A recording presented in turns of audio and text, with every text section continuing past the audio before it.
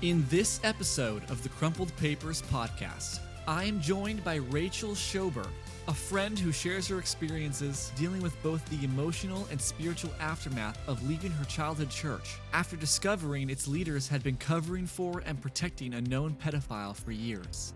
The conversation in this episode is inspired by the topics and themes of my book, A Jumble of Crumpled Papers. If you enjoyed today's conversation and haven't read the book, the link to pick it up is in the description below. If you're a first-time listener, I would highly recommend you go back and listen to our intro episode, episode 0, to get brought up to speed on what this podcast is all about. But without further ado, enjoy the episode.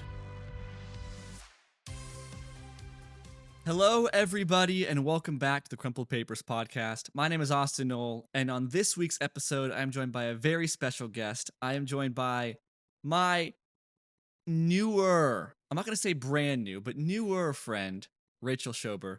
Rachel, I'll give you a chance to tell us all about yourself in a second. But first off, I just want to say welcome to the podcast. How are you?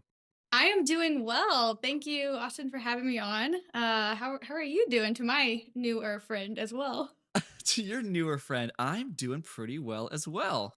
I'm so glad you're on this podcast. And I'm really excited to talk with you because of several different things. But we met because our parents knew each other, kind of, but we got in contact really because of the podcast. We listened to the podcast, and then you read my book, and we resonated a lot, and you shared your experiences with me. You're not a part of my childhood church organization, but your experiences match up quite a bit.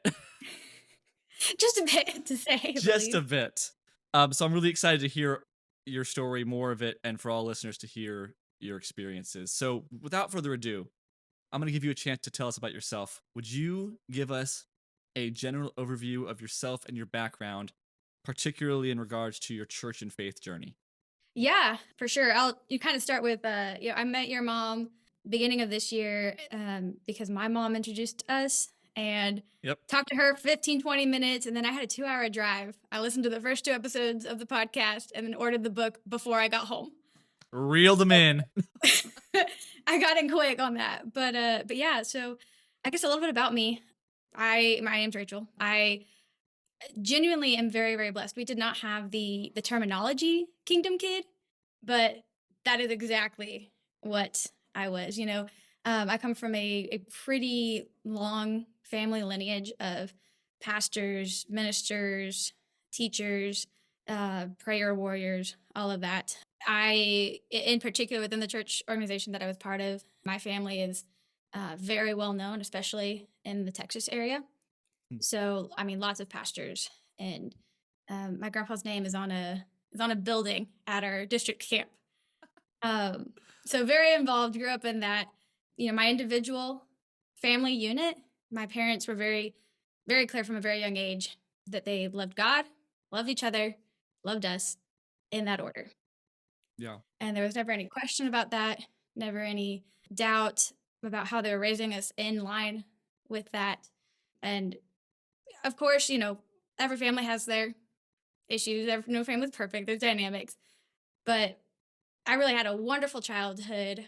Really did have parents who set us up for success in terms of how to think, how to act, how to be. And that was the foundation that I grew up with, which I'm very grateful for. Part of that is my mom, when I don't even know if I was even born or just barely, maybe 1 or 2 years old, she found it's twice in Deuteronomy, chapter 6 and chapter 11. Teach your children when you sit, when you rise, when you walk along the way. Write it on the doorpost.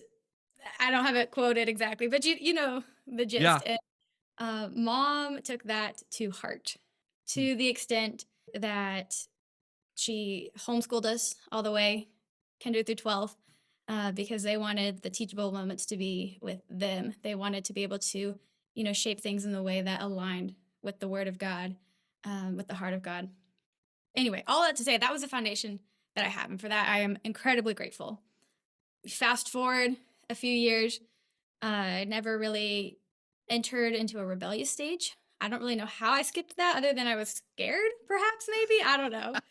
And I had good experiences, and I had nothing to set me on any kind of rebellious streak in any way. And even, now, after this past year, I'm definitely in a deconstruction phase, but there's not rebellion Yeah. in it at all. But middle school, high school alternated between I don't have a testimony. I'm a boring Christian. I wasn't saved from some tragedy or from some catastrophic way of living. So that was one side. And then the other side would be, oh, look, I'm better than all of you. Hmm. I've never done this sin. I've never done that sin. Never mind the fact that I never had the opportunity. Right.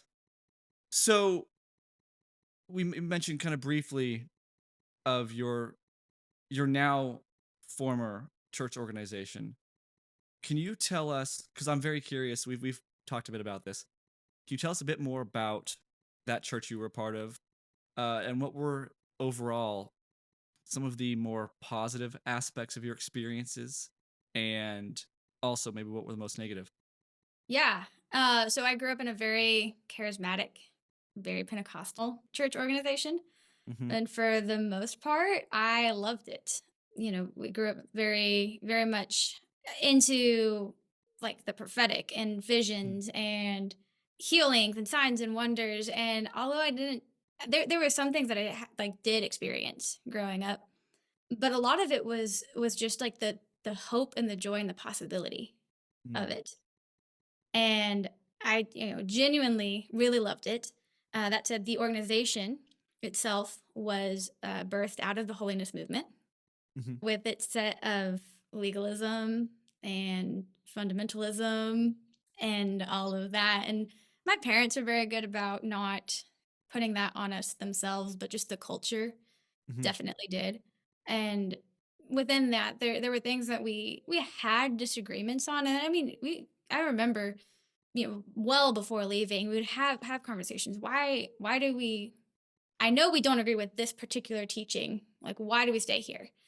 And really, the conversation being, you're not going to agree with everyone on everything. Hmm. You're going to disagree. Whatever church you end up at, you're going to disagree on something. And most of these fundamental doctrines are pretty good, so we're going to stay here. Mm-hmm. And again, we have a very, very long history, family history here. So there was a lot of that kind of pressure as well. So that's kind of, a little bit of the background there.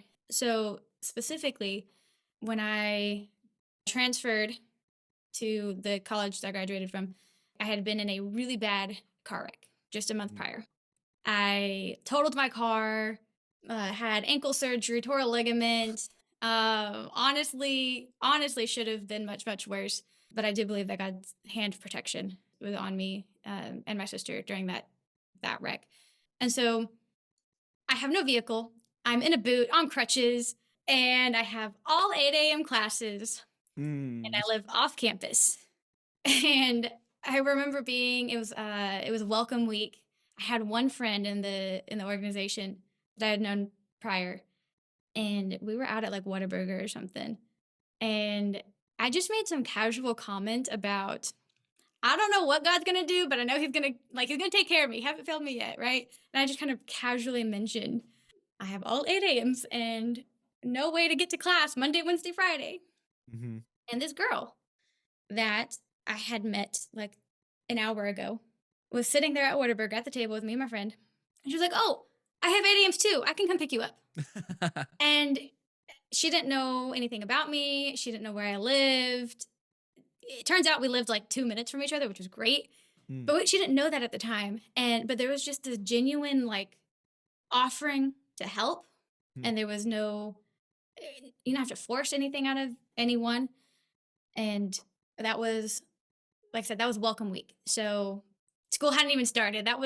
We're jumping into college ministry with that. And I had wanted to church hop in college.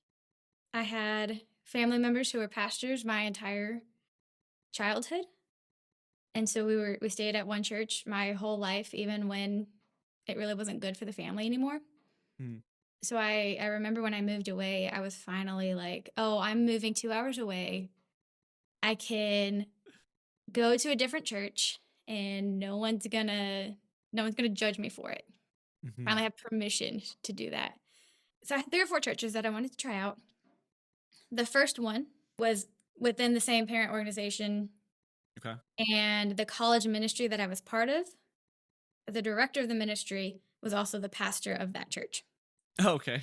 So he moved to the area and started the ministry and planted the church at the same time, which at first was great because, all of my friends are at this church. Everyone Right. believes the same thing. Everyone talks about the same thing, all of that. The problem is that there very quickly becomes an echo chamber Hmm. and groupthink becomes the primary thought process. But again, didn't realize that at the Yeah. time. At the time, I just had this friend who was taking me to campus every day. And then I remember walking in my very first Sunday in town and just seeing a whole bunch of college kids my age, 18 to 24, who were actually worshiping and who are Mm. actually like genuinely like seeking Jesus. And I was a good church kid, grew up in a good church, but there wasn't any, like, we didn't have anyone out like in my demographic. And Mm. so seeing like, oh, these people can be my friends. That was definitely one of those hugely positive things. Just being around similar demographic, similar stage of life, and doing our best to seeking after God. Mm. And then on top of that, we had like because the church and the college ministry were the same, people were just hanging out all the time. So we had worship nights, we had game nights, we'd go take over movie theaters, uh, and like all kinds of stuff. And then we had really cool mission trip opportunities. Mm. We had some stuff locally, but like I've been privileged. I've gone to go to I think it was 5 pretty unique countries Wow. through the church organization. Yeah. Uh, and those were really, really cool experiences and definitely like up there on the really high Yeah. positives. On some negatives, again, it was born out of the holiness movement. Mm. Which I had one guest on previously last season from the Holiness Movement, which I didn't know much about before I talked to her, but I know more about her now. Yeah. Yeah, and I was talking with a friend about this just the other day. The idea of the holiness movement, I actually still really love. Sure. We do want to be different than the rest of the people around us. Like, I do believe that we are called to be in the world and not of the world. But the problem is when it becomes this set of rules to follow that are either no longer applicable to culture Hmm. or without understanding the why Mm. behind it. Drinking was a big one of those issues. And in college, it wasn't that much of an issue because I was a minor for most of the time. Right. And then even when I wasn't, most of the people around me still were. But why were we so legalistic on it, on drinking, when the reason that that rule started, within my church organization at least, was because the church started during the prohibition. Mm. Right. And when you add that little piece of context, Hmm. okay, us as a church, we are saying that we are not drinking, makes a lot more sense than alcohol is evil. Right. You can choose what you want to do about drinking or not drinking. That's not the issue. I'm going to force this rule on you without understanding the heart behind it. That was the bigger issue. Mm.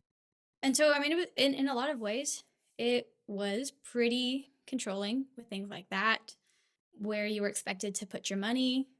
Sure. Everyone was supporting everyone on mission trips and missionaries and tithing. Hmm. And we had this as a big one, didn't know it till much later. Uh, the church started a benevolence fund, which is great. That's what church is supposed to Yeah. do, right? The problem is that benevolence fund was set up for a convicted pedophile. Hmm.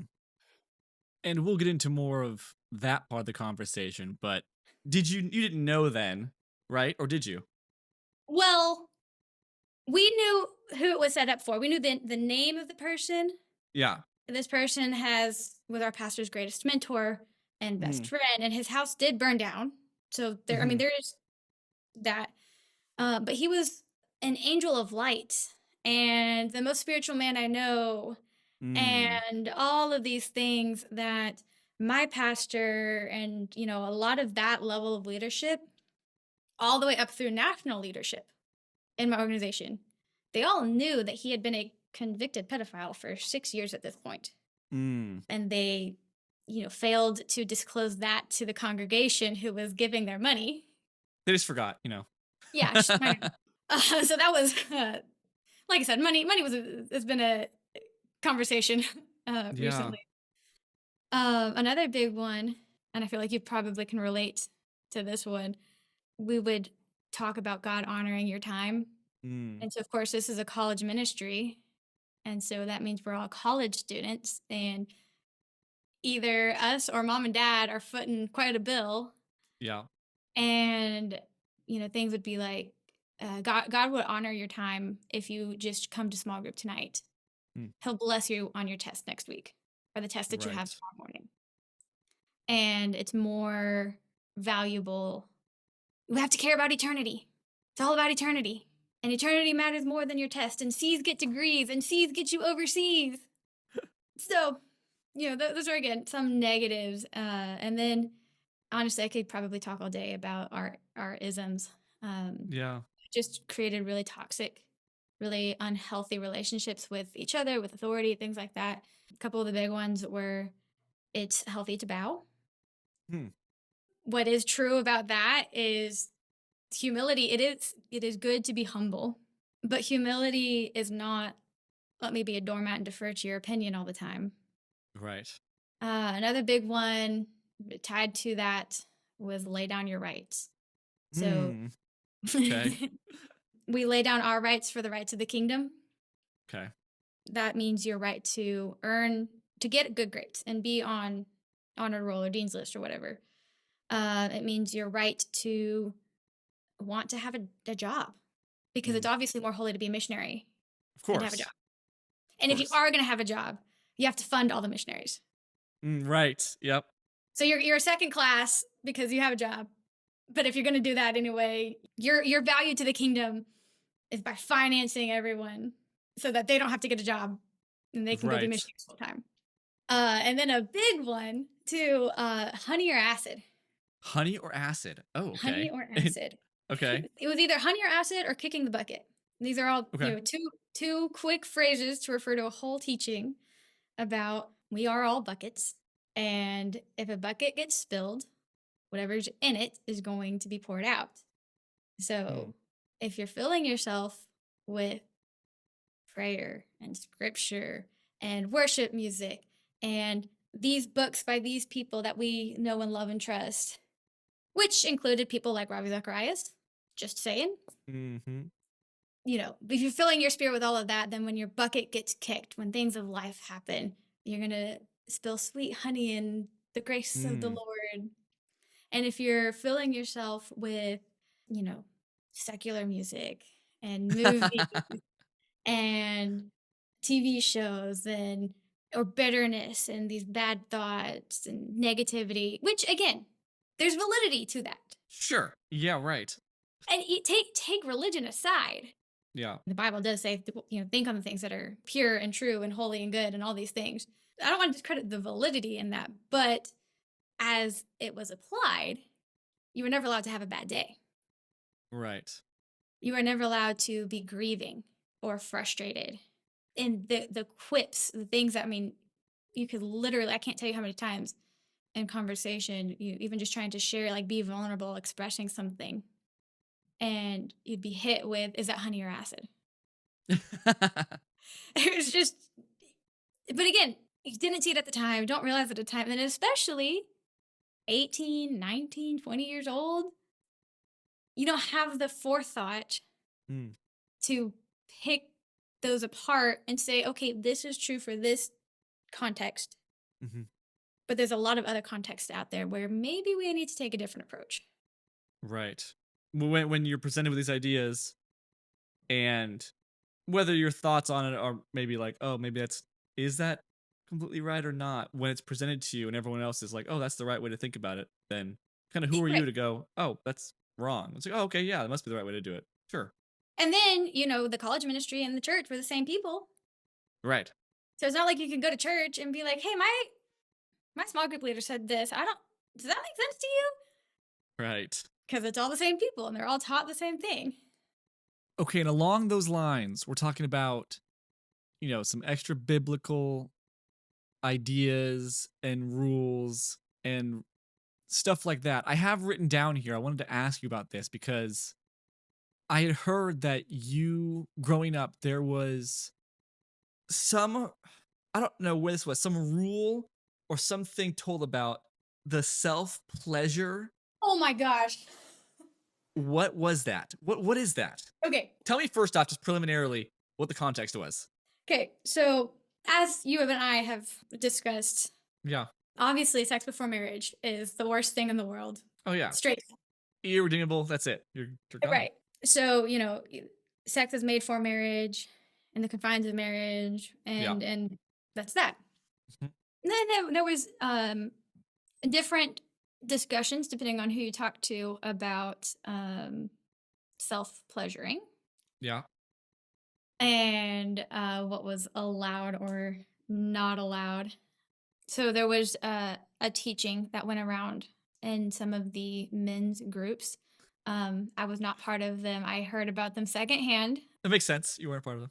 I was not part of them, but allegedly, one of the things that was taught was that it was okay to pleasure yourself as long as you had worship music on so that your mind was on the Lord. There's no wait. So I don't know if I have tons of questions or no questions.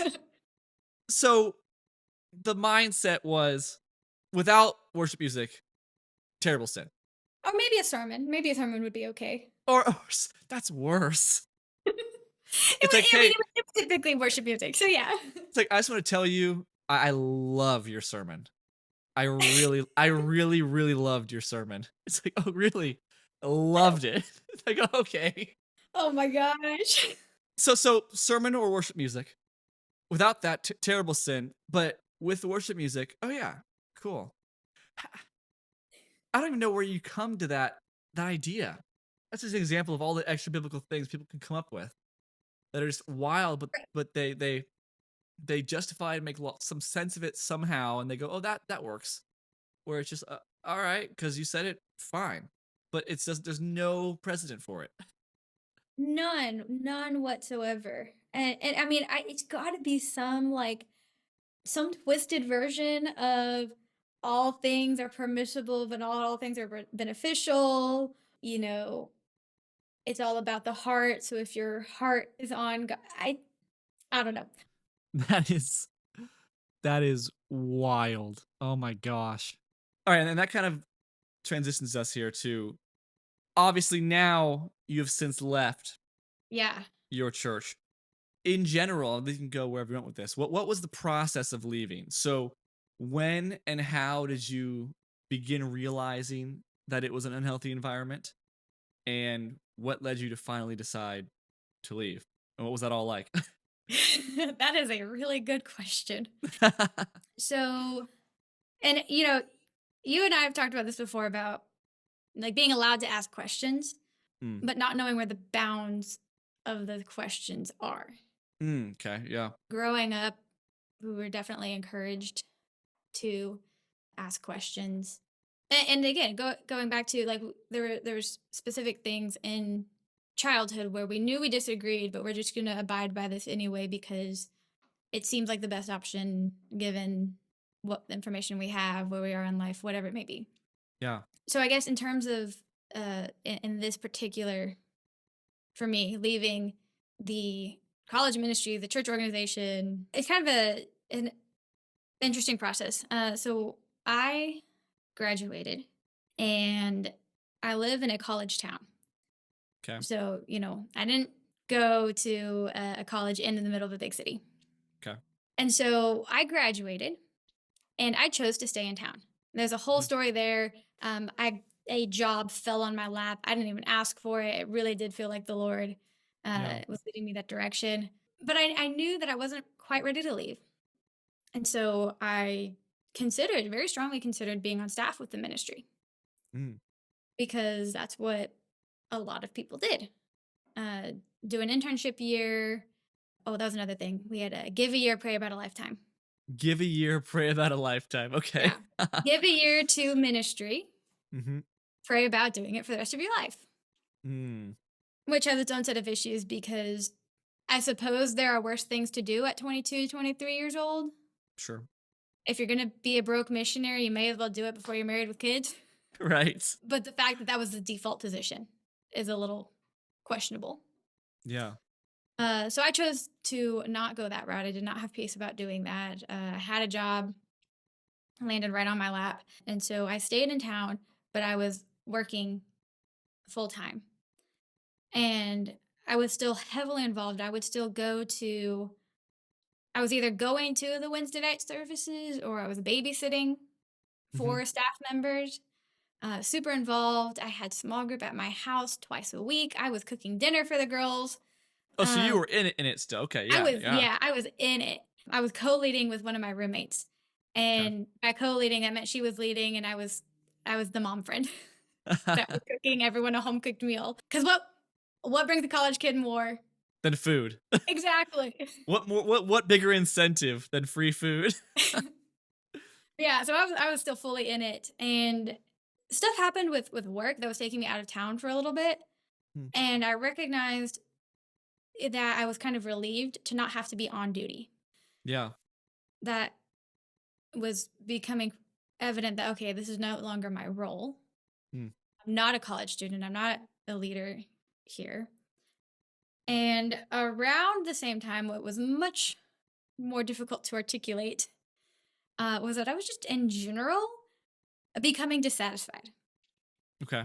So we were a setup tear down church, which meant setup started at 7:30 in the morning on Sunday morning and didn't end at, you wouldn't leave until after 2:30 a lot of Hmm. times.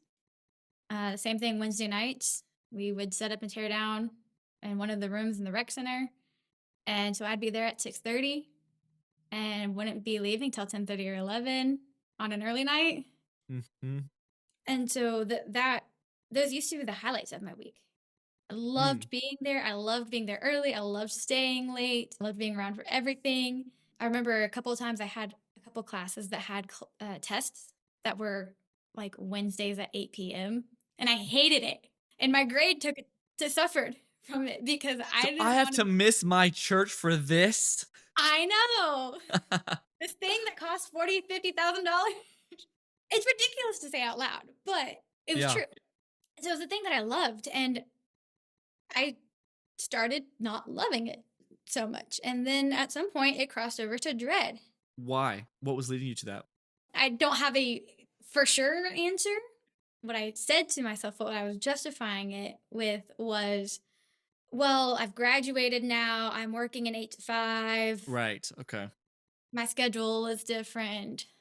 Oh, my quality Devo time has suffered because of my new responsibilities Mm. with being a real adult and having a job and all of these things. And this must mean that I'm in a dry season, Mm. or I must need to be praying more. Sure. It Yeah. was always dependent, I guess, on my it was somehow my fault that I wasn't feeling the way I Mm. was supposed to feel because you're allowed to have an off week where you don't feel it, but when it's weeks and those weeks turn into months, that's obviously my fault for not spending the right time with God.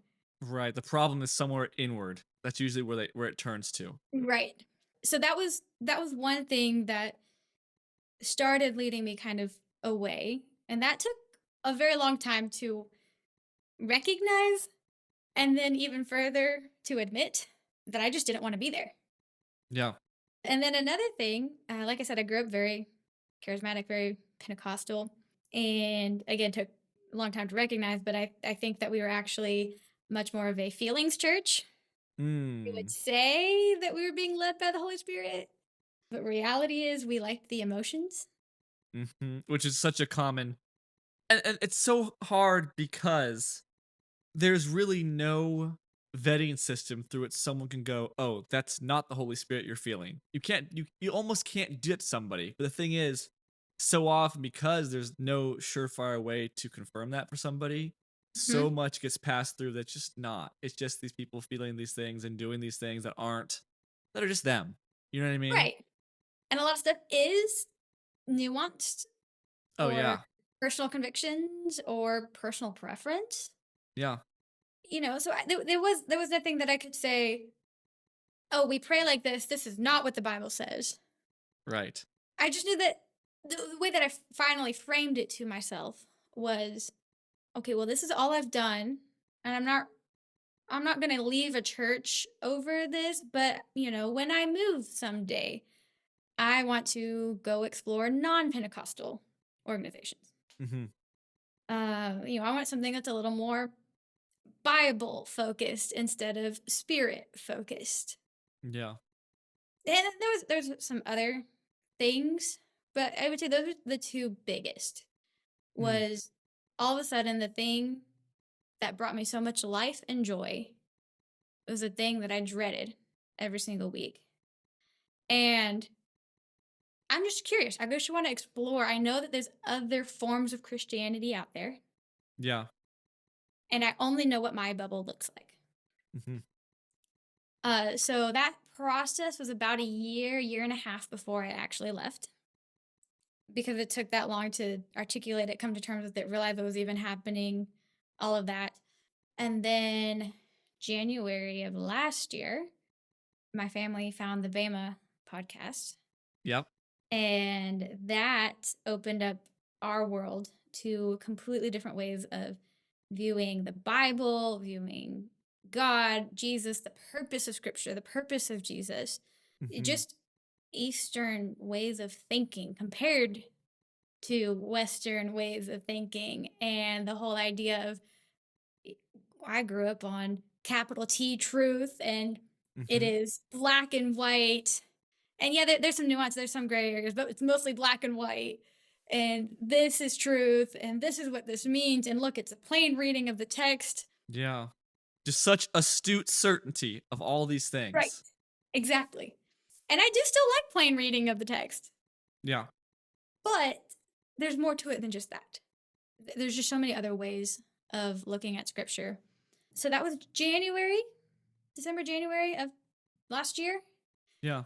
Fast forward to April 23rd, the day of your season 3 launch. Yeah. April of 2023, we were at church, and it was just a weird. Anyway, what you say at church, you had left. No, no, no. Yeah. Oh, this is okay. Okay. Got it. This is the day. Got it. Okay. So it's a normal Sunday. Yeah. I'm serving, so I'm there early, and everyone's just kind of off.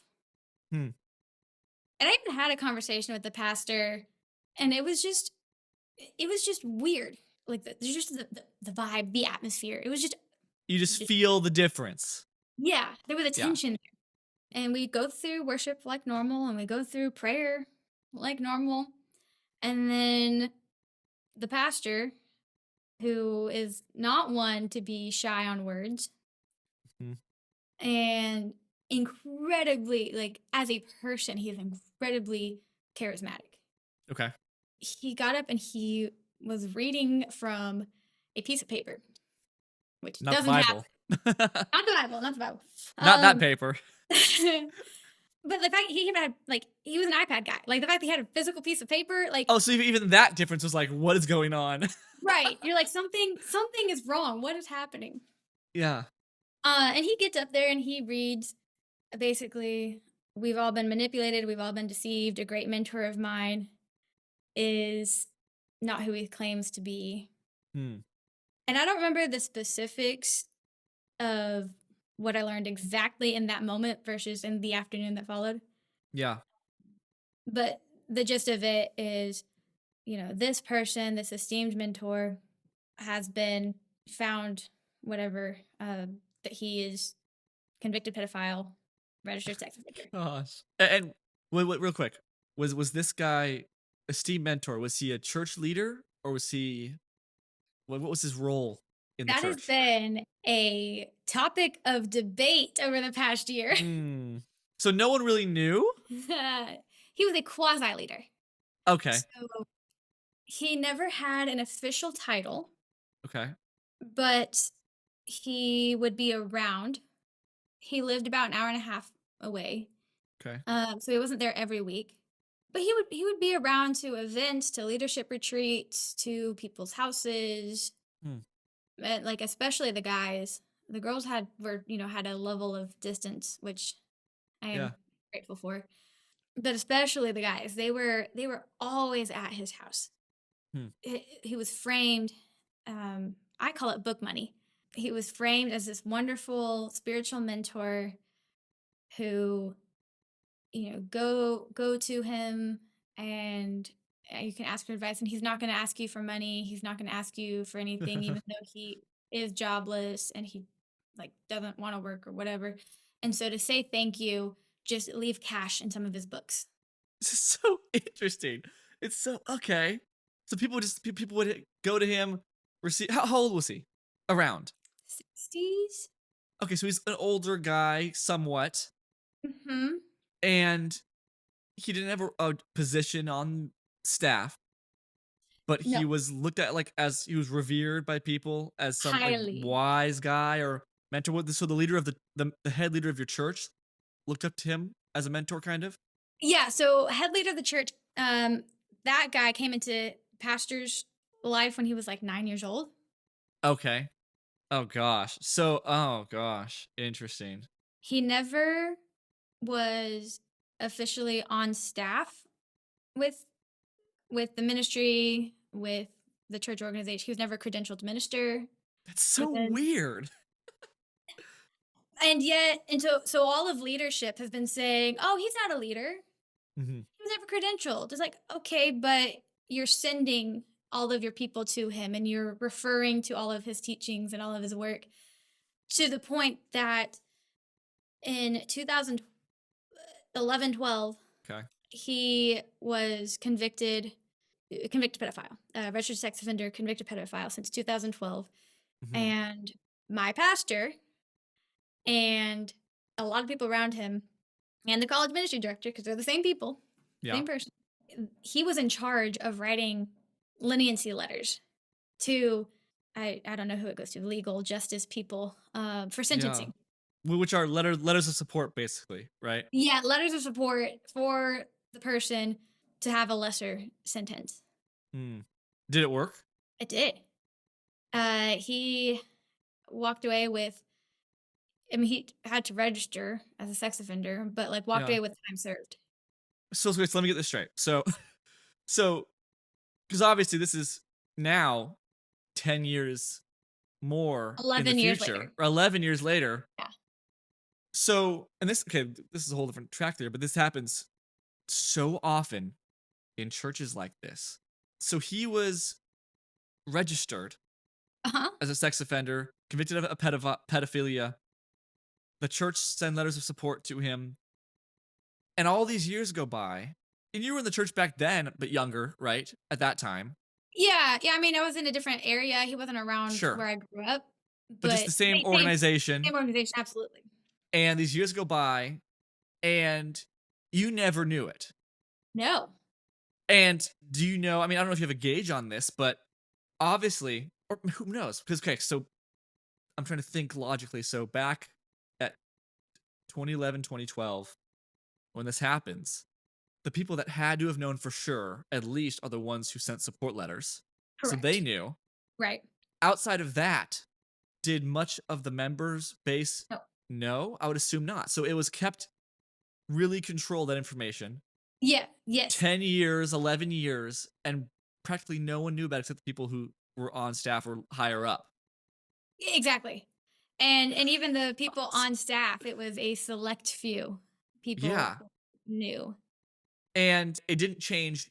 I'm saying this, and you can validate or not what I'm saying, if it's true or not. But like, I would assume like it didn't sound like it changed the way he was viewed No.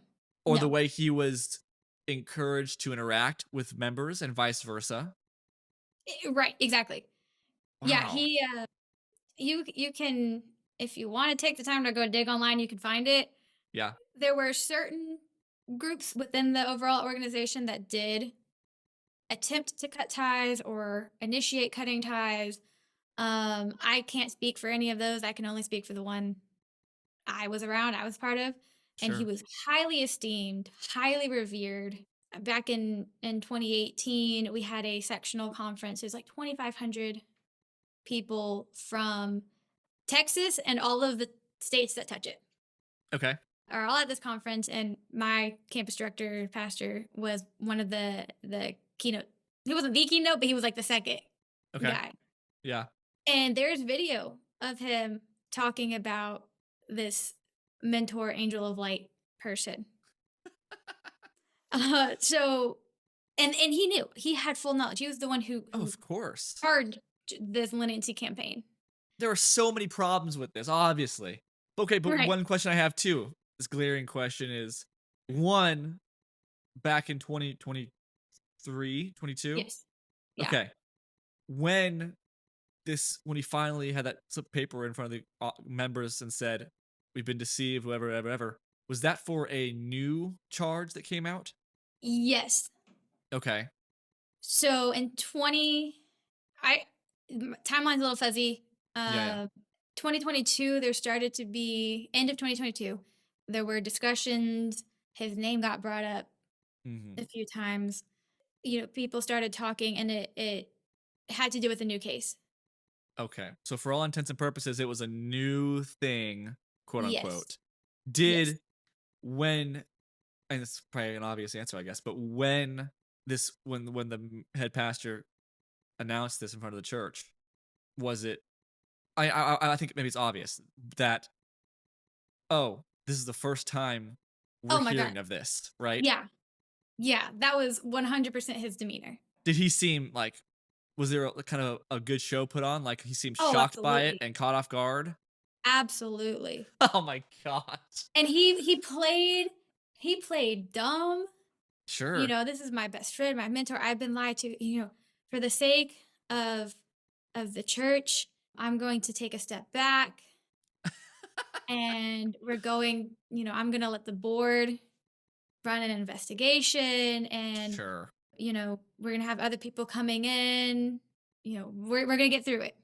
Which is to an effort to completely absolve responsibility or connection to it, Exactly. which is a smart move by him, quote unquote. It's a smart move. Yeah, well, yeah. I mean, Yeah, in no. that situation, that's the smartest thing you're gonna do. I mean, smart meaning in your head to save face, right? Exactly. Exactly. Yeah, no, that's all it was, is a safe face, and it didn't work. Yeah, But so to kind of back up just a little bit. yeah. So April 17th, Okay. 2023, there was a letter that was sent by an attorney Real to quick for timeline. 17th. That's 6 days before this Sunday service where he announces it. yeah, so it was Tuesday or Wednesday or whatever day Okay, it was. so the same Yeah. week, pretty much. Okay. Yeah, yeah. So stuff is happening, legal stuff, lawsuit cases, stuff is happening in the background. April 17th, there's a letter that gets sent to the district Okay. that my church was part of, because we have, it's an international organization and it's got, however many districts within the US. Hmm. So it was sent to the district. And then it was also sent to 6 university systems within the state of Texas. 6 universities in which this organization had a presence on. Yes. Okay. So it was sent to, like, for example, all like the head office of the University of Texas college system, Okay. Texas A&M system, So in all those campuses. and all of their campuses. So it was Okay. 5 or 6 offices, and some of these have 5, Tons. 6, 8 branches or more, right? Yeah. And the letter named a bunch of people and basically said, there's a student organization on your campuses. You really need to look into it. Mhm. So that was sent from, yeah, on the 17th. And it was funny because I was funny is not the right word. Such a bad word to use there. Funny in the dark sense of the word. You're right. I was, at the time, I was regularly babysitting for one of the staff families. Mm. And I get a text like, "Hey, we're gonna like, can you come over tonight? Like, we've got an emergency staff meeting." And yeah, yeah, no problem. Sure. And oh, something happened with somebody on staff that we kind of like a friend of staff, and I don't blame them for what how they presented it because they were shocked. I mean, genuinely, just as Sure. shocked as everyone else. And they didn't know? They had no idea, Okay. Yeah. no idea. They were horrified, Yeah. and they left quick. Oh, yeah. So that was on whatever Tuesday or Wednesday, whatever day it was, and then the following Sunday, yeah, again a big to save face. Yeah. You know, oh my God, this is what we just learned. We had no idea. We've all been manipulated. Blah blah blah. Never mind the fact that just a few months prior is when we set this benevolence fund for this person. Right. It's not long before. Oh my gosh. And then the board is supposed to do an internal investigation, but they didn't think to just do a Google search on the guy's name that we're creating this big fund for. Like, I don't know. Right. So that was April 23rd, Okay. 23. And I had like obviously you were just in shock at first. Sure. But I do remember over the years I have had perhaps a dozen opportunities that I could have met and interacted with this mentor Well, I was going person. to ask you that. Okay. Yeah. At least, yeah, at least 10 or 12 opportunities over 6, 7 years. Yeah. And I never did. He was just kind of, I would see him over there and walk that way. Yeah. And I don't want to talk to you. And I don't know why. And I even recognized that this is out of character for me. I just knew, I was like, I don't want to, I've got other things to do. Yeah. And the one time I was at a friend's house, one of the staff members, I was at their house and he was doing like a mini session because he wasn't a leader. Right. But hey, everyone come to my house, after church, our friend is going to give a little talk. Yeah. And I remember sitting there, I don't know, maybe 30 minutes an hour. I have no idea what he talked about. Yeah. I remember the entire time thinking, him? What's so special about him? Yeah. There was nothing profound at all. Was he a good speaker? Was he a charmer? Was he No, nothing? No presence? Like, no presence. so was he I was trying to figure out what the connection was that made him so it might have been just an information hold over people, but like what was he wealthy? Did he contribute a lot to the church financially? I don't Didn't have a think so. job, it didn't sound like. What an interesting dynamic, man. I bet there's more there that there's probably absolutely more I mean, there there. has to be. What I do know is that he did become a. I really don't want to say mentor because that's just like it's really bad way to mentor someone. Yeah.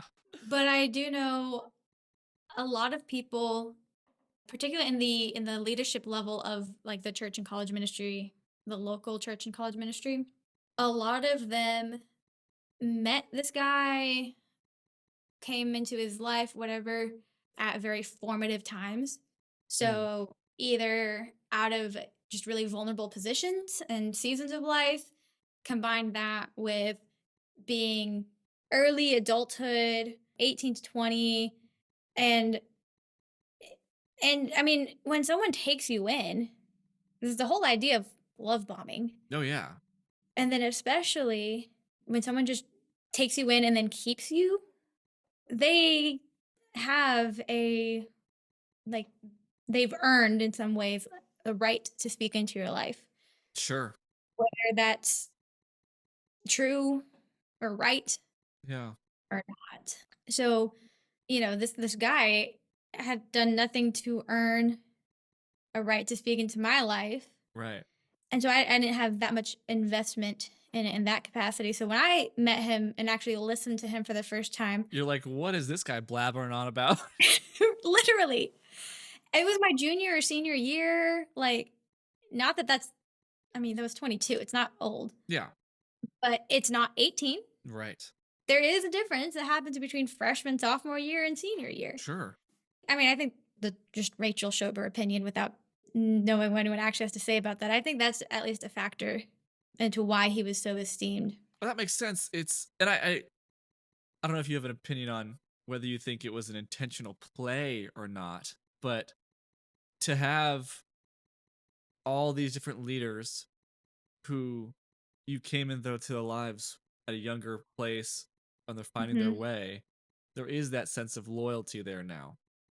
And the Right. sense of a parental figure, a mentor figure, this respected person in my life who helped me and led me and whatever, guided me.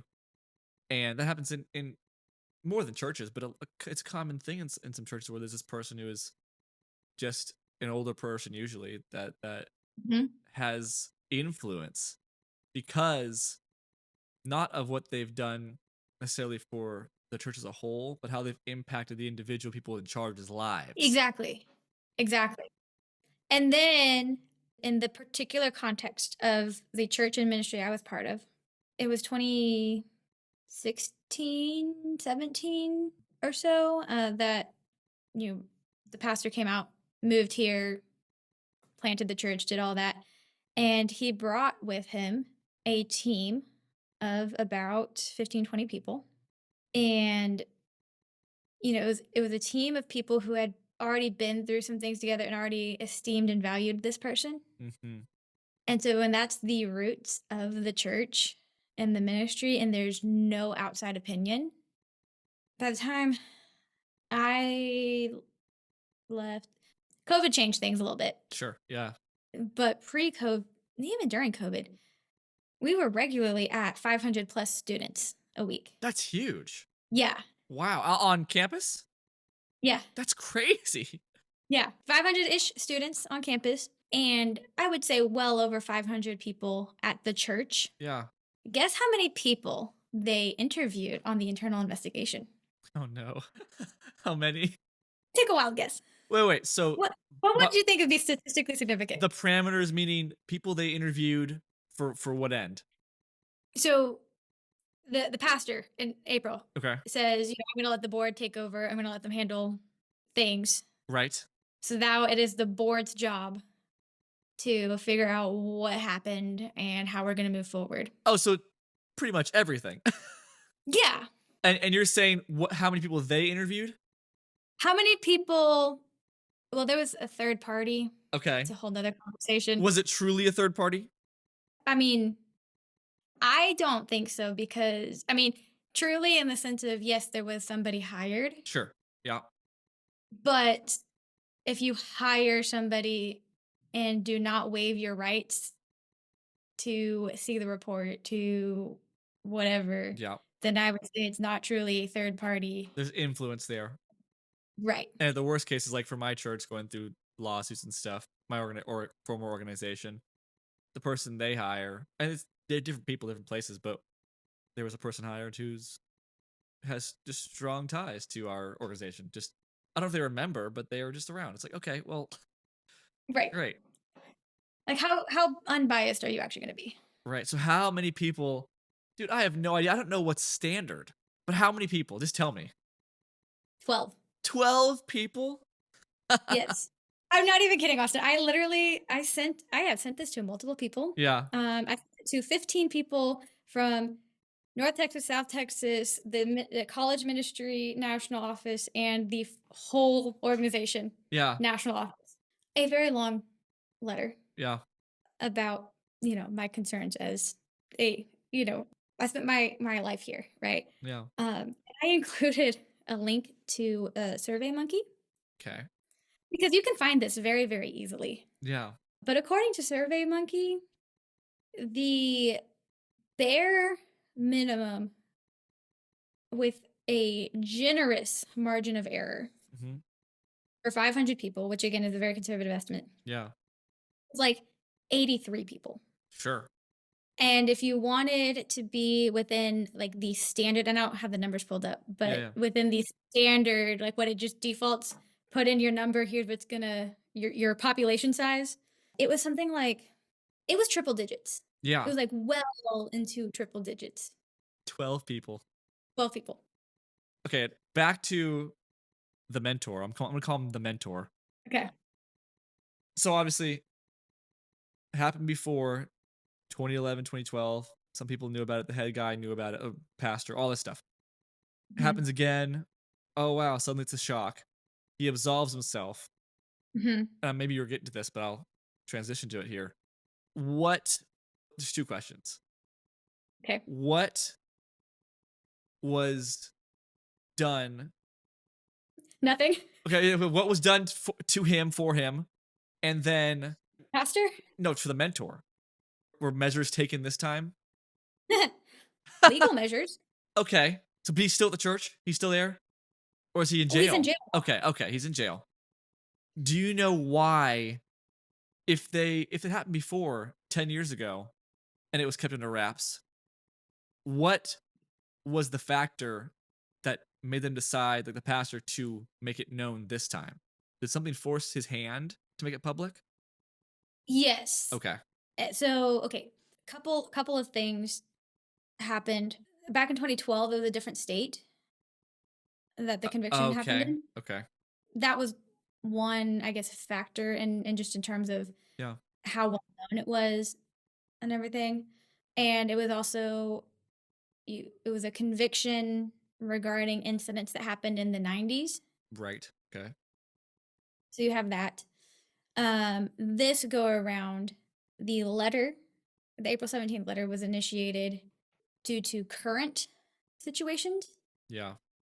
And the head pastor, I mean, he was specifically named. Okay.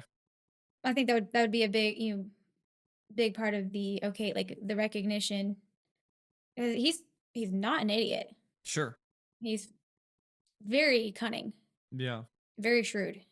So there's an element of that, I'm sure. Yeah.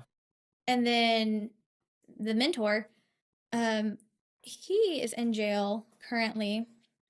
In May of last year, there was a campus pastor at a different college campus who was very, very closely associated with mine, Okay. who turned himself in. Okay. All the details again, I only know what's publicly available, Yeah. right? Now, is it I turned myself in because I found something wrong, or is it because CPS is at my back door Right. or my front door? Yeah, I turned myself in. I don't know. Yeah. But he had two teenage boys, that there was indecent acts going on. And this was the other campus leader? Yeah. Wow. Yeah, so he turned himself in and named the mentor in the process. Mm. And that's not even the big case, Yeah. with his two minor children. That's just a side thing. Yeah. So he's currently in jail because of that. Yeah. He has a second indictment because of the big case. He was just arrested on the other one first. So yeah, the church organization, they didn't do nothing. Yeah. Thankfully, in that sense, the legal system did step in much more quickly. Hmm. And as far as the pastor, after a while, his credentials were revoked without possibility of restoration. That's just. That's good. Barely just. Yeah. um, there's a lot of other people. There are several other people Yeah. who have had their credentials revoked, who had all the same knowledge, Mm-hmm. all the same, maybe not the direct responsibility of bringing this person in, but a knowledge of a lot of stuff going on and knowledge of, his background, his past, whatever, Oh yeah. that have gotten their credentials revoked and are currently on paths towards restoration. Of course. God. That word restoration too is used so yeah. Within 6 months to 2 years, there's 3 or 4 that I know specifically who could very well be credentialed ministers again. That is wild that it's even possible. Yeah. And this is something that I wish people would talk about more. Yeah. There's a huge difference between assigning someone leadership failure versus moral failure. Absolutely. And they can cross over, but they're so distinctly different. They are very, very distinctly different. And I have zero problem saying, these particular individuals failed at leading. Yeah. they are unfit to lead a church, lead a ministry. Right. Certainly not with college kids, Yeah. young adults, children. If you want to go prison ministry, we can talk about that. Yeah. um, but I think it's totally just and totally reasonable to say, look, this is not a good fit to be a leader in this capacity, Yeah. and that does not say that I'm actually blaming you morally. Sure. It is so much easier to be deceived than to admit or recognize Oh, that sure. you were. Mm. And I think that the church, because we're so focused on forgiveness, we equate leadership failure with moral failure. Yeah. And if I'm not allowed to judge because it's God's job to judge, moral issues, Yeah. then with that logic, I am unfit to make a leadership decision call as well. And so much goes undealt with, Hmm. or dealt with in measures that don't don't prohibit any future harm from happening. It just Exactly. nothing gets changed. Yeah. Right. And no lessons are learned, and regardless, whatever it is. Yeah. Right. That's well said. So, uh, you left. Oh yeah. This caused you to leave. If it's not obvious and needs to be Yeah. said. How did this connect to you leaving? What was that final thing like? Yeah. So, like I said, I had 2 years of recognizing and beginning to feel cognitive dissonance and stuff. Yeah. And then that day happened, and I was in shock. And what the heck? And this is my pastor, and these are my leaders, and I love them, and I trust them, and da da da da. Yeah. And then I got on Google, and it started with a Reddit page, Nice. and there's a very well viewed forum on the internet, and I started reading. Mm. And once the initial shock went away, and as I was reading, and there are stories, and the forum is anonymous. Which is cool because it helps people share more. They're Yeah. more honest. I mean, you can put your username like I have my username up there with my real name, right? Yeah. But most people, it started with anonymous. Mhm. But I would read these stories, and I was like, oh wait, I actually know this person. Mm. I know what they're talking about. I was there for that, or I remember hearing about it. And then one in particular, there was a really rough situation between a husband and a wife, and I knew one half of the story, Mm. and I got online and read the other half of the story, Yeah. and it was like a light bulb moment of I've been manipulated. Right. And I'm assuming that the side you heard naturally was the side of those who remained in the church during that time, and the side you didn't hear was the side of the person who ended up not being there to tell their side. Exactly. Yeah. And that person is the person who was actually very, very broken Yeah. and vulnerable and needed community and needed comfort. Mm-hmm. And they were kicked out. Right. Yeah. So that was a really specific one. And real quick, sorry to interject again. All these questions. Yeah. This Reddit page, I'm assuming, was from all different parts of the organization, different places. Mm-hmm. And how old was the Reddit thread? Like, was it a new thing that was just set up, or was it for years? Well, there's been Reddit threads all over. Sure. So I don't know, because the Reddit thread linked to the forum. So the forum then, how long was So the forum going on for? Yeah. Forum went public in April Okay. last year. Okay. Wow. Yeah, so I mean, well, that was another factor in why we have to step down now, because there is a forum, and I know you know this because you talked about it before. Been specifically told, oh, don't read the forum; it's a bunch of bitter people. Right. Yep. You know what? I'm gonna read it, and I'm gonna make up my own mind. And wait a minute, I do know that person. They're not bitter. Right. And wait a minute, I know that story, but I've never heard that side of the story. It's like, wait a minute, what they're saying, I'm actually resonating a lot with. And Mm-hmm. my heart's telling me that there's a lot of validity in that, because the things they're saying line up so closely with the things I've seen and felt and experienced. Exactly. And then, Proverbs talks about, I'm going to butcher it, but basically, the first side is right until given the chance to cross-examine. That's the right? the message version, but that's fine.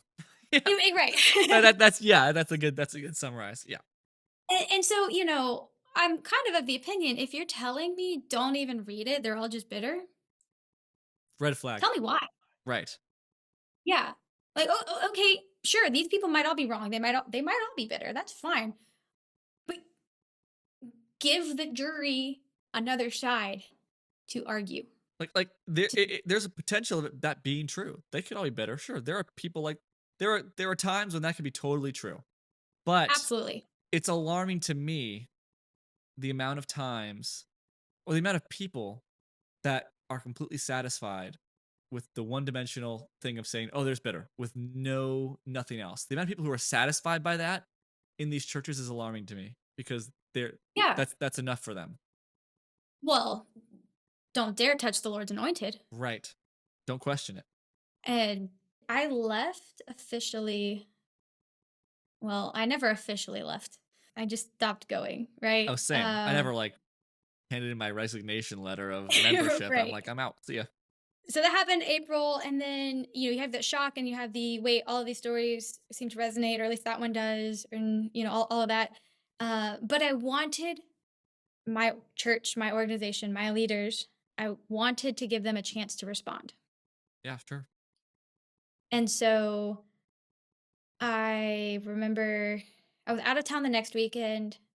I came back, and I was highly disappointed with how they carried on with service that next week, just as if nothing had happened. And so I started kind of, I was double dipping in church Yeah. because I was like, okay, I know that I need space from here, but I want to give them an opportunity to respond. And I also, like, I know that I'm not going to do okay if I just go hide by myself. Right. Sure. So I found a church that had no ties to anything. And the very first Sunday that I was there, the pastor was preaching a message on humility and how that doesn't mean to be a doormat. And Nice. side note in the sermon was about charismatic control, Mm. which I don't remember what example he gave, but the idea of using charisma and being a good speaker and all of that to control people. Yeah. And I was like, "Oh my gosh, you're talking about my pastor." Mm. So I took a few Sundays off right away just to be like, "Okay, we need to get some space." But I so desperately wanted somebody to come in and say, "Oh my gosh, something happened. We're sorry." Mm. That would seem like, oh, that would naturally what would happen. I'm gonna wait for that to happen. I hope it happens. Right. Yeah. And then okay, it's been a couple weeks, and it's been a couple months, and Yeah. we're up on the year anniversary, and we're up on this, and you're just pressing into, you know, God will part the Red Seas. Right. No, no, sometimes you need to repent. Right. But yeah, I guess I mean just, I didn't have like an official, okay, if they don't, come back and say I'm sorry in X period of time. It wasn't anything like that, but there was a pretty legitimate, hope Yeah. that hey, maybe I can come back after the summer, or maybe I can come back Yeah. after a Because little people bit. mess up, but it's how it's Right. handled that really shows the potential of Exactly. the longevity of its success or health or whatever. And when it reached a point, the superintendent of our national organization Okay. in June, I think, referred to it as a hiccup.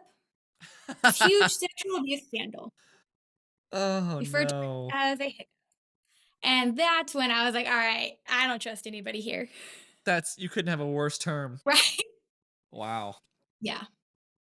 Okay, so let's talk about this. A big part of the conversations I have in my book and my own personal experiences relating to this is once leaving, sometimes quickly all at once, sometimes slowly as the months go on and years go on, you start keying in more with the repercussions Hmm. of one, growing up or being in a system like this for a long time, or two, just that experience of what caused you to leave, whether it's a traumatic thing or a big thing like your the scandal and everything like that, and the Hmm. process of leaving. So as you're out, you realize, oh, I'm noticing now both the internal and external repercussions of those experiences that are having on me.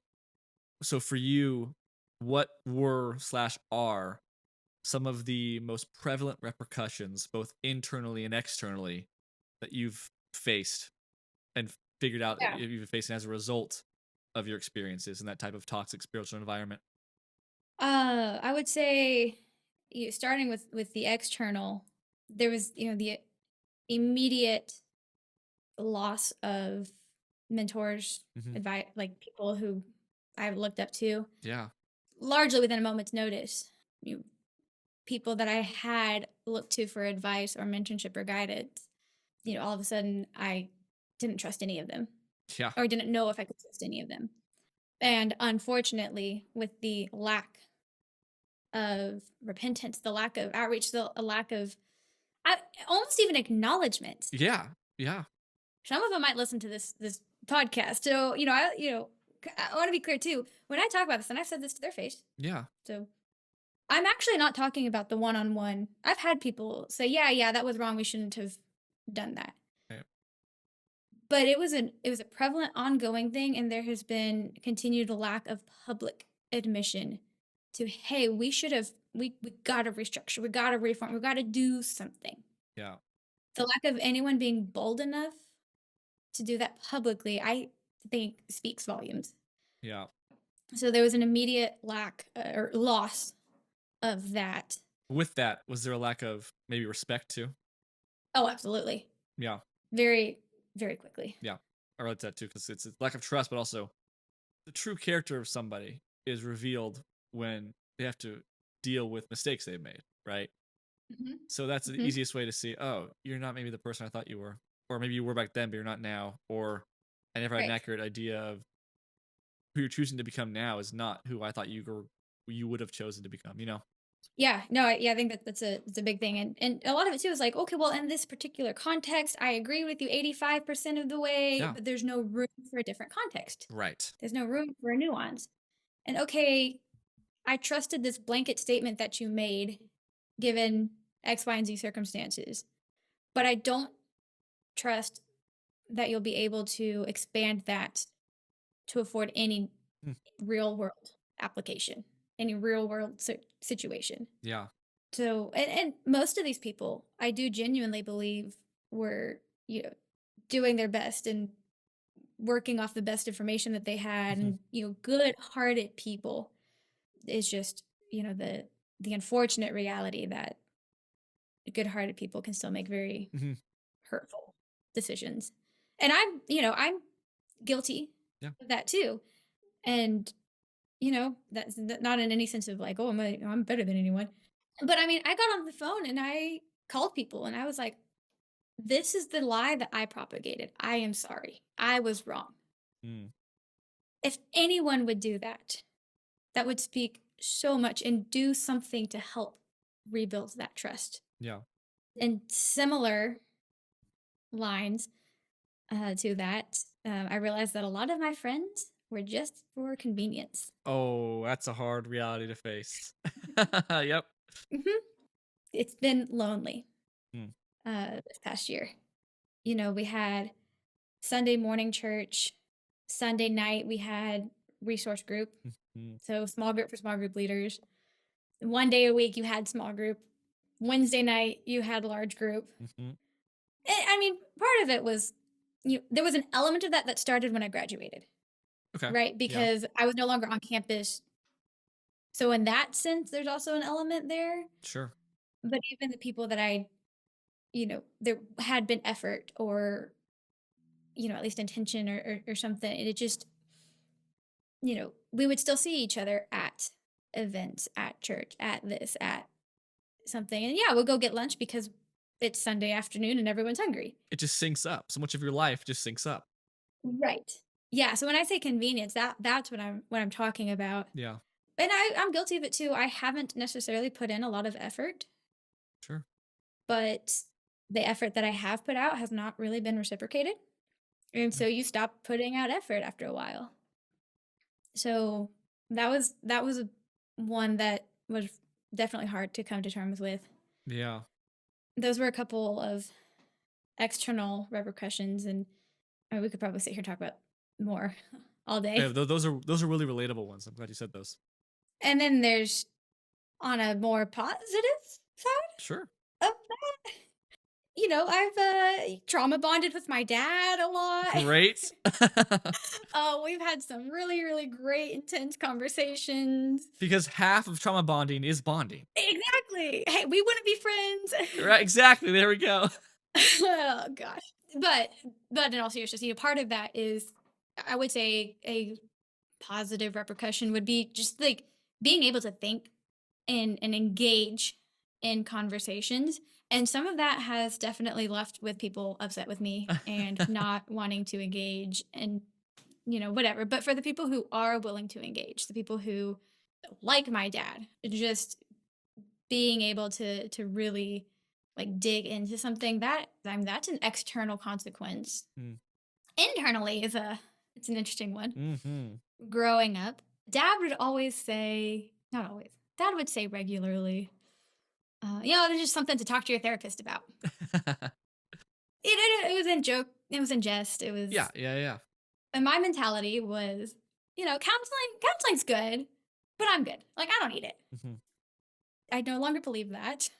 I think everyone should go to counseling. Yeah. But in the organization, the church, not the church as a whole, but that subgroup that I was part of, Yeah. as a whole, there's very mixed views on counseling. But within my particular group, counseling was always seen as Jesus or Jesus but, Yeah. rather than just Jesus. Mm. And you have the Holy Spirit, so you don't need a counselor. You have the great counselor, great everlasting Father, Prince of You Peace. All have the counselor, capital T, capital C. Why do you need a counselor? exactly, Yeah. exactly. And in particular, my pastor, I had a conversation with him about it, a very specific conversation about it one time, and his take on it was anything that you would need to go to counseling over, any type of mental health, any type of anything like that, is at least 51% in your control. Huh. So it could be 49% influenced by chemical imbalance or demonic activity Right. or whatever. Not praying enough. Exactly. Yeah. Watching Harry Potter, Right. Yeah. it could be up to 49%. Yeah. Could be other factors, but at least 51% is in your control. And again, the truth in that is you can go get all the counseling you want. You can go get all the chemical balancing, whatever. And if you don't put in the effort, you're not going to get anywhere. Hmm. You do actually have to put in the work Yeah. to rewire your brain, unlearn things, relearn things, crumple some papers, all of that, There right? you go. Yep. But as it was used, as it was portrayed, is, it's only for the weak people Right. who need those other things. So my parents suggested that I look into counseling, and I decided to take them up on it. And I had the intro call, 15 minutes. Is this even going to be a good Yeah. fit? What do you think? Right. And we are not even halfway through that intro call. And he goes, sounds like you have PTSD. Hmm. And I was offended. Oh, yeah, sure. I'm like, what do you mean? Like, I wasn't sexually abused. I wasn't, I didn't go to war. I didn't go to war, but like, I wasn't beat, publicly shamed, sexually abused. Yeah. And I know people who've had all three of those. I'm like, I just got hurt by the church. Like, it's not that big a deal. Like, it's a big deal, but But not that level in our heads. Not that not level. that level. Yeah. And he was like, yeah, no, this is what it sounds like. And as he began to explain what it was, like the whole thing, it was like a light bulb. Hmm. Because as he explained it, it really is the result of your brain being unable to categorize a traumatic situation. And he asked me to explain, have you ever been in another traumatic situation? I told him about the car wreck. Hmm. And, when something happens, you get anywhere from, 15, 20 minutes of your heart race and blood pressure goes up and quick breathing and all that. Yeah. To a couple days of that. And so he was asking me a question about the car wreck. And I can recall in incredibly vivid detail exactly what happened, where we were, the words that came out of my mouth. I can recall the way I felt Mm. emotionally, physically, all of that, but I don't feel Mm. any of it. And, time was weird for a few days. I didn't know what happened. Like you're in shock. But after a couple of days, Yeah. your body calms back down and it categorizes and, okay, this happened. And yeah, there's some repercussions, there's some consequences, there's some things you have to deal with now, Mhm. but you're okay. And PTSD is basically when your brain can't do the categorization.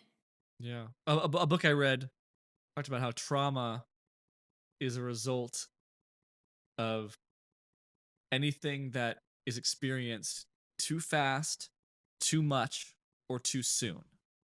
If it's too Oh, I fast, if like it's that. too much of something, if it's too soon, that can result in you experiencing trauma from I like that. And then the other thing he described it as was when you've got the stupid cooking fan on it. and, it's an overstimulating and you can't, like, it's just this constant static in the back of your brain that you can't get to shut off. Mhm. And then the fire alarms are still going off anyway. Right. And I was like, yeah, that's exactly what's happening.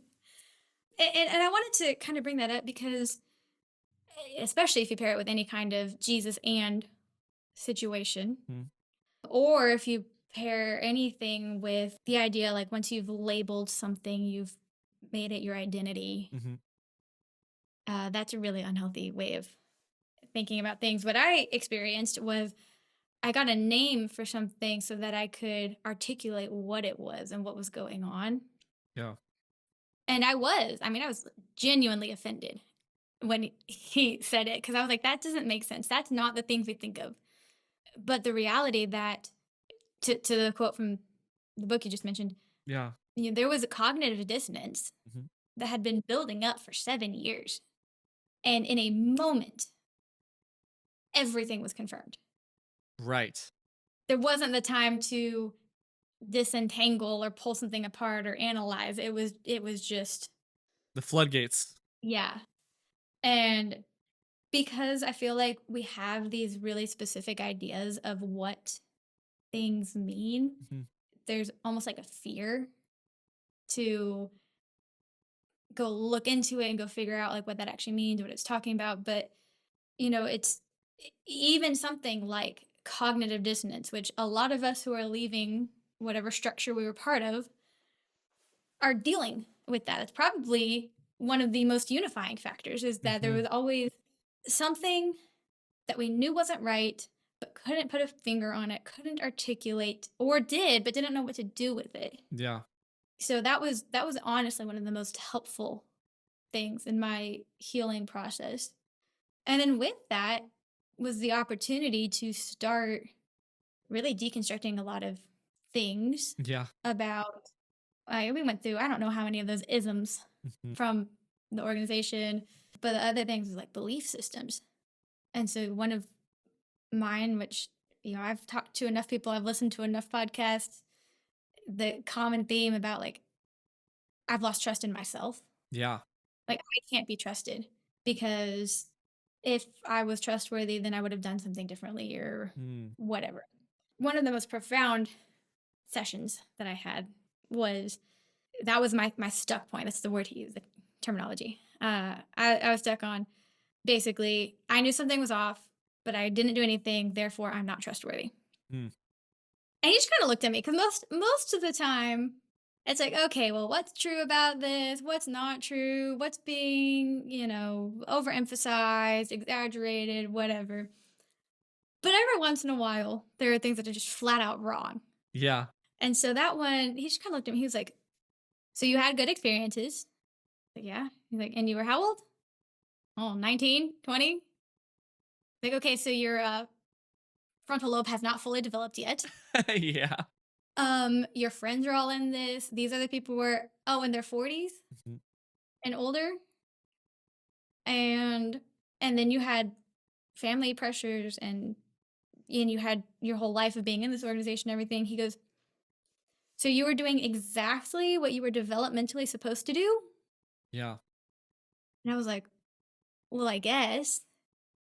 And he goes, and deep inside, you did know that something was wrong. You had a level of discernment. You just didn't have the tools or resources to act on it. Hmm. And I was like, well, When you put it like that, golly, when you say it, yeah, when you put it like that, when you say it that way. And he just looks at me dead in the eye and goes, so does that mean that fundamentally you can or cannot be trusted? hmm, And it was a light bulb. Like, I was like, oh, yeah, as a person, I am actually okay. I was not resourced. I didn't have the tools. hmm, And even the tools that I did have, I didn't know how to use them because I was 19, 20. Like, you're not supposed to know how to use those tools. yeah, So one of the most like profoundly impactful things, and that's something I've been very public about. Go to counseling. Go like yeah. get someone to help give you perspective.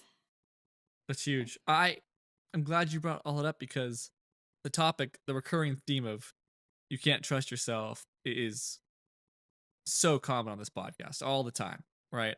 Because Mhm. it's such a promoted idea in a lot of these systems and environments. But an aspect of that I haven't talked about much at all, if at all so far on this podcast, is that side of coming to that conclusion more yourself because of the way you're analyzing the way you dealt with something. Mhm. Because usually it's the way it's talked about in this podcast, or a lot of circles, is the side of the idea being pressed on you that you can't trust your heart, and you can't trust yourself, you can't rely on God for that. You're deceitful, whatever, Right. which ties into this, but Sure. there's a very distinct side of it of you looking back on different situations and going, man, I'm almost like a in storytelling. There's the unreliable narrator sometimes, where Uh-huh. it's whoever's telling the story. You find out, like in a movie, if a movie's in a first person perspective by a character, you realize by the end that the character himself is hiding things from the audience, from himself, so he can't trust himself. It's the same thing where we look back and we go, man, the way I handled that, or the way I coped with that, or the way I didn't see that, or I didn't process that, or didn't go about that the right way. Man, how am I not going to be able to not do that the next time? I can't trust what I'm going to do the next time that comes up. Exactly. And that's such a big aspect of I can't trust myself. That's very distinctive. So I'm glad you brought that up and addressed that, because it's not addressed very often on here. And I don't like the way I learned it, but Yeah, right. It sucks the way you had to learn it, but hey, at least you learned it. yeah. 3 more questions. First is, how have your experiences in church and after leaving affected your view of God, church, faith, and or yourself? Yeah. Well, one of the most obvious external ones, I guess, is I have not become the very flaky churchgoer that I used to Oh, very judge. join the group, baby. The Easter and Uh, Christmas group. right. I didn't go on Easter this year. Austin. I know. I didn't go on Easter. You're I'm not even sorry. a Creaster Christian? I don't want to talk about it. You were saying? I did go on Easter. Good. You get a badge for that. Now I was sitting there texting my brother about what we disagreed about the sermon the whole time. Love it. But no, I've become the flaky churchgoer, Hmm. and a big part of that though has been there's been such an emphasis on like you must do these things, Right. and I have discovered in my reading of the Bible and Fame of podcast helped with this a lot. That the Bible actually has a lot more to talk about Sabbath than about synagogue going, church attending, you know? Surprisingly, there's more to the story than we present. What a thought. Can you believe that? Can you believe that? There's I more I'm context, barely more believing layers, it. more nuance. Wow. I know, what a thought. So yeah, I mean, to me, church has become a place to have an intellectual discussion about the Bible and or engage in worship, corporate worship, or encouragement amongst other believers, Yeah. which gives me a lot of permission to go when I want to go and take a step back if I need to take a step back. Hmm.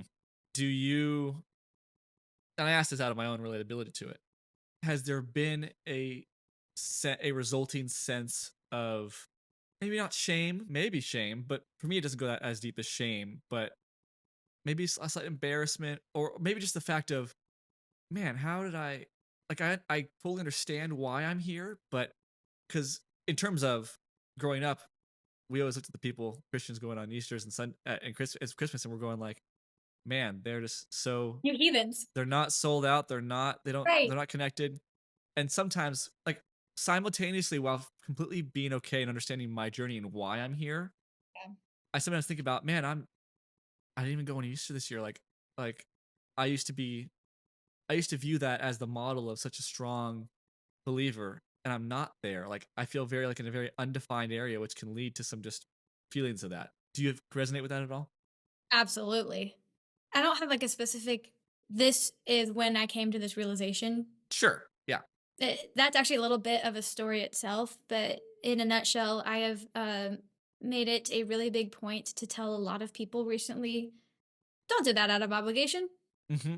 You, I know that I don't have the authority to say anything over you right now, but I'm excusing you of that responsibility. I can see that you're taking this on because you feel guilted into it. You feel like you have to, whatever. And it's church things, it's friendship things, it's all kinds of financial Yeah. things, All these checklist things. all these checklist things, but also things that are completely independent of church. Yeah, just Yeah. life Yeah. in general. Like a friend talking about just like the casual conversation. Oh, I told someone that I would go help them with this thing. I really don't want. Okay, then don't go. Yeah. You're not obligated. Yeah. They're not paying you. They're Don't not. overpromise. Don't oversell yourself, and you don't have to. And if you do overpromise, you can still back down. Yeah. And I was just thinking like that obligation because for me it's been my family has been really good because I moved to Texas, so none of my social circle, for better and for worse, that would have been people that would have been pressure to show up and Mhm. stuff. They're not here, and it's just my family who has that connected history. And I'm really fortunate that my family understands where I'm at, and it's not for a while, maybe they gave up on me because for a while there was that sense of, hey, we'd love you to come, we'd love you to come, and then they kind of stopped. So maybe they just gave up. But I really take it as no, that they really understand where I'm at. But at the same time, for me, even when it's not spoken like we'd love you to come, I still feel like there's this. It's a pressure coming from myself of Mhm. I don't I feel like I'm not meeting their expectation of where they'd like me to be, even though they're not saying it to me. I feel like pressure of maybe I need to go just because they want me to go, and I'm like, there. Okay, let me be clear too. I believe there are times. I believe there are times where an obligation is something that you should meet if it doesn't cross. But it's that line of Right. if that obligation crosses a boundary that supersedes where you are at right now as a person, right? But I'm at this place where I'm realizing like obligation, and if I were to go to church and it's like I could if I had to go every Sunday and be there and not want to be there, and there's a lot of repercussions to that. You know, not the least of which being just the inauthenticity of it and feeling like I'm there. I'm kind of selling a lie, kind of in a dramatic way, but like I'm not here, but I'm here because I'm expected to be, and that's the face I want to put on. Pharisee. But that's the damaging thing to me. It feels pharisaical. Yes. Obviously, there are obligations that you must fulfill, that you just an obligation. I Yeah. still have to pay rent. Okay? Absolutely. Right. Like, I'm not in a place as a person to really feel comfortable doing that, so I'm not gonna do it. I want to be true to myself.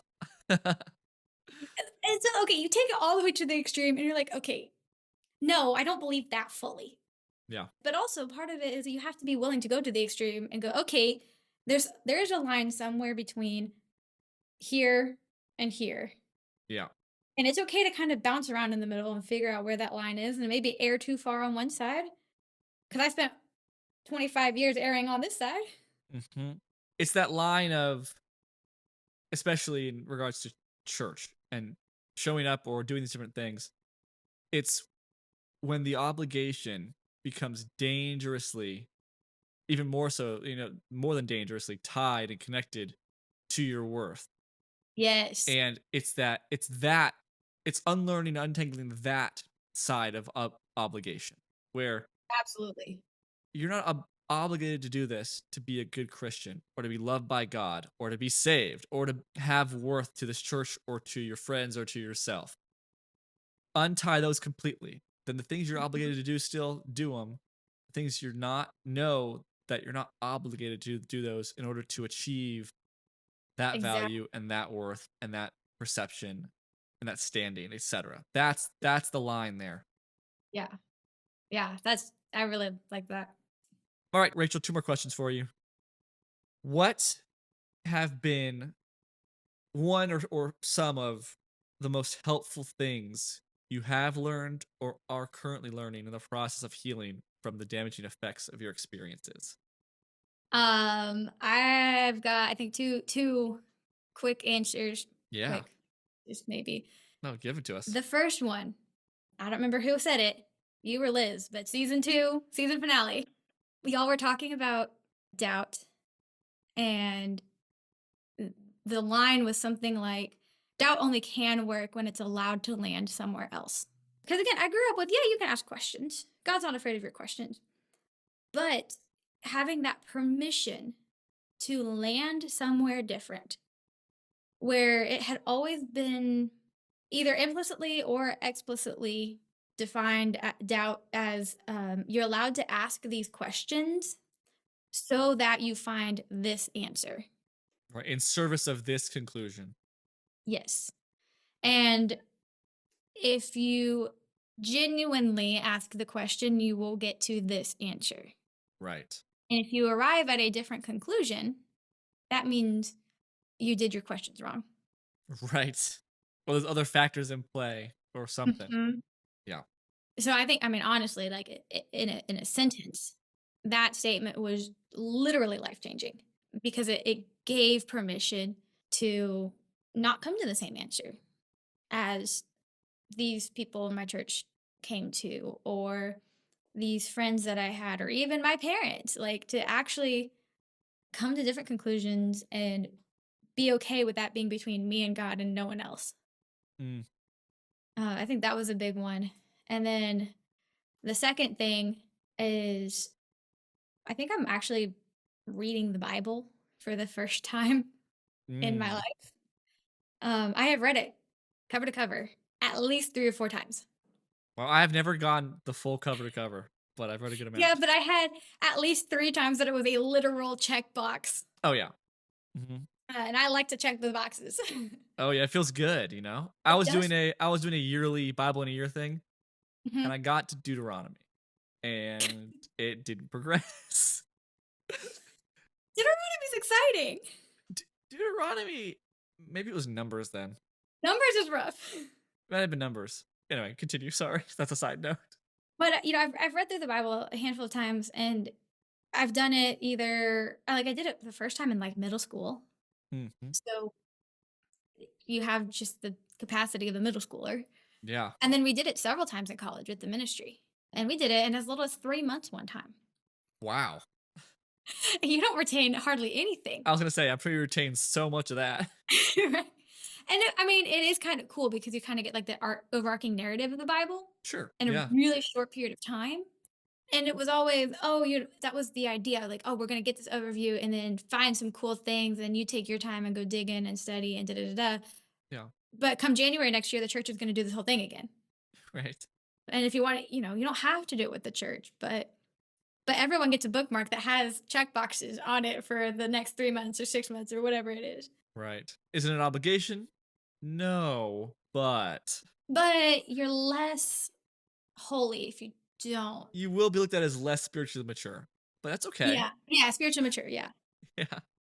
So honestly, like learning how to read the Bible for the first time with the ability, with the freedom to come to different conclusions, with the resources to look into what's happening contextually and Which who is huge. It's everything. huge. Yeah. Who was this written by? Who was it written to? What was it written for? Hmm. So yeah, I think those two they go hand in hand.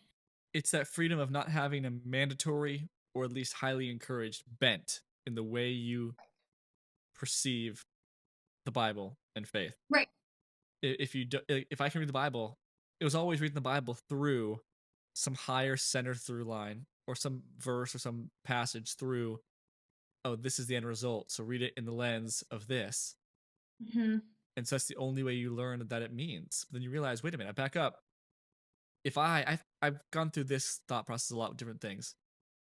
Things will come up and I'll go, man, if I had read that verse and wasn't a Christian and wasn't in my church growing up, and I just read it with no preconceived knowledge or teaching about how to do it, I would have come to probably a closer perception of what I believe to be true and what it's saying now Right. than the way I was told that scripture was supposed to mean that, whatever that was.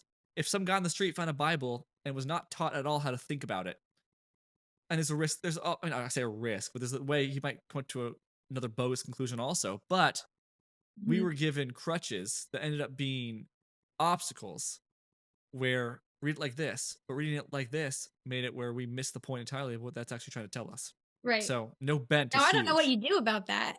Yeah, I don't know. I guess it's just fostering a healthy perception, an Hmm. accurate perception of the Bible, which is the ultimate task because it's incredibly Yeah. nuanced and incredibly difficult. And I was talking to my mom about this just the other day. You know, I will never have the experience of reading my Bible for the first time. Right. I don't have a conscious memory of the first time I read a scripture verse, Neither do I. or when I learned John 3:16 or quoted. I was in junior Bible quiz, and I got all of these. I was number 2 in the state when I was like 8 years old. Were you really? Yeah. Wow. And now you're an Easter and Christmas Christian. Wow. There, yeah, exactly. Or at least churchgoer, not Christian, but churchgoer. Churchgoer, yeah. But I'll never have that experience of reading the Bible for the first time. And not that I would change my childhood, Yeah. but the reality is we all do have our preconceived notions based off of our experiences. We all have those lenses. Yeah.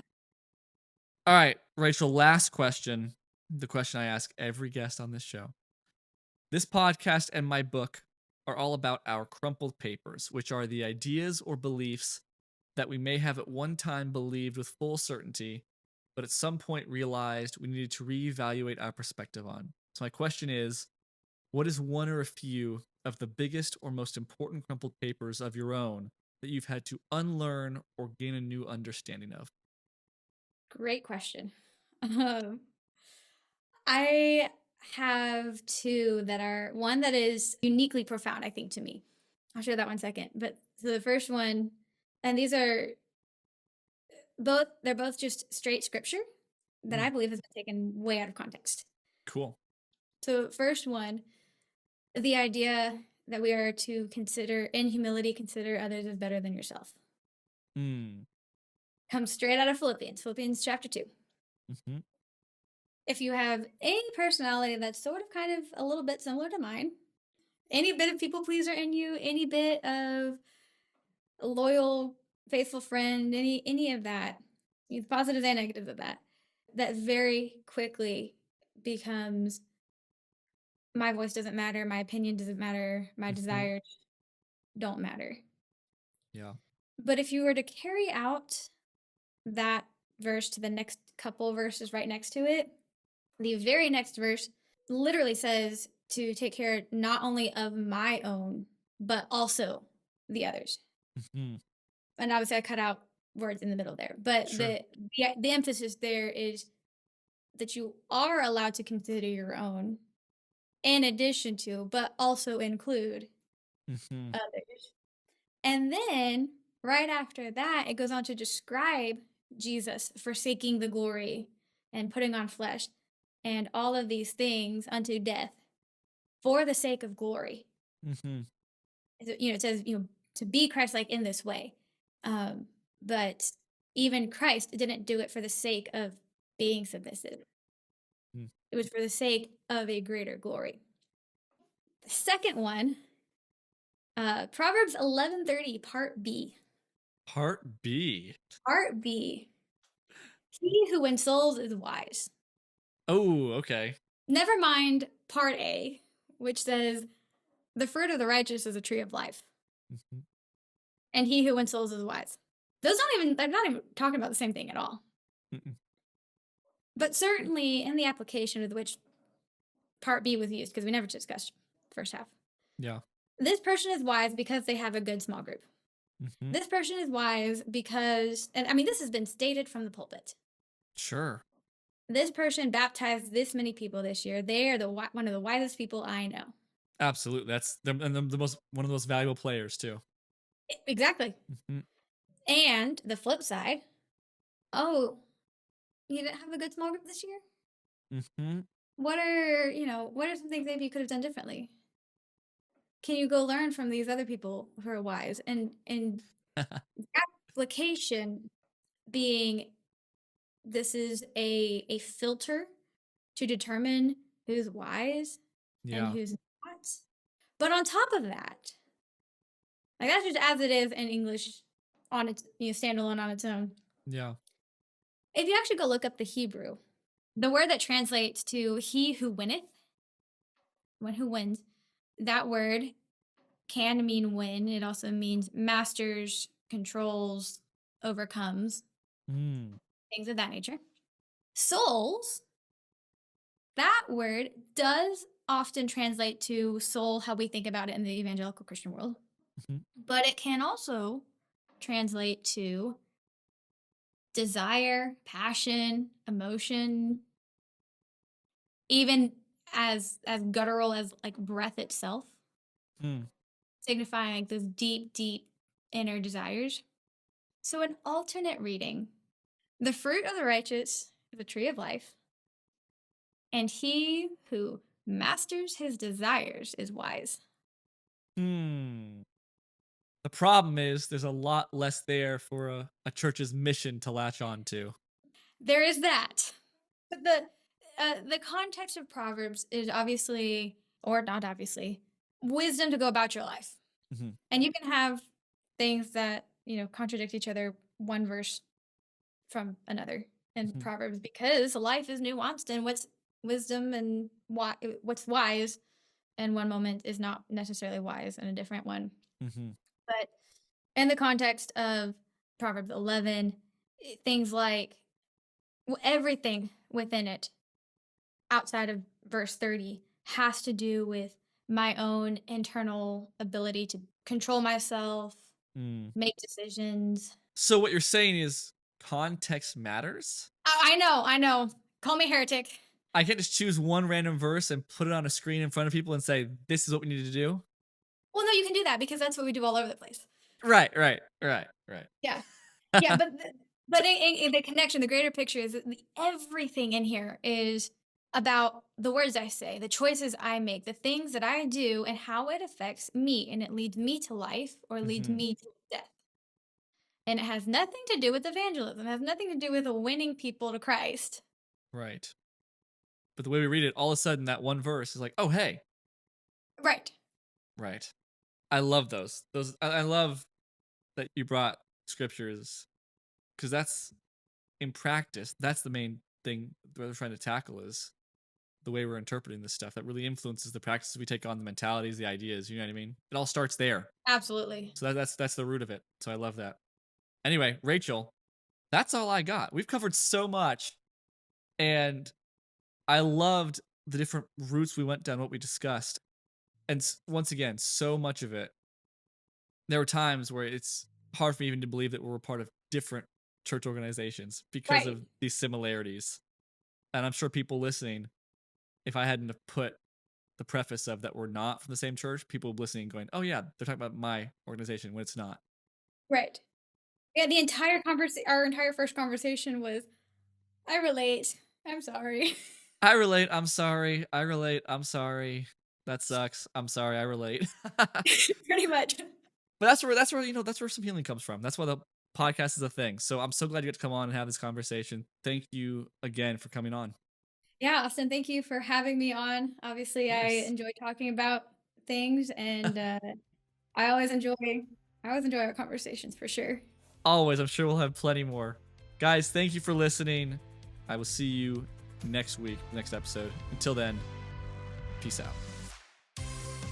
Thanks for hanging with us on this episode of the Crumpled Papers podcast. The episode may be over, but the conversation's just getting started. If you have any questions or comments, or just want to say hi, send us an email at crumpledpaperspodcast@gmail.com. We'd love to hear from you. And make sure to follow us on social media to stay up to date with all things Crumpled Papers. All links are in the description. This is Austin, and I'll see you next time on the Crumpled Papers podcast.